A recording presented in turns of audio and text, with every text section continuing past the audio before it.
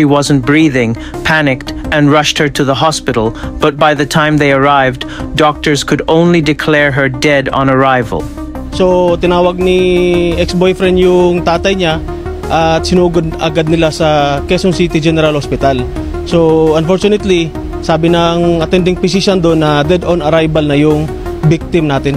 Ay, yung mga kaibigan ng biktima nagsumbong sa station natin, agad-agad naman pinuntahan ng Station 1. Then the internet did what the internet often does. It exploded.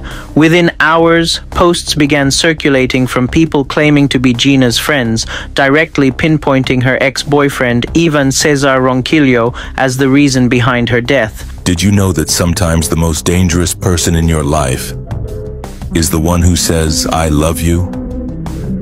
This is the chilling story of Gina Lima, a woman whose trust became the reason she never made it out alive.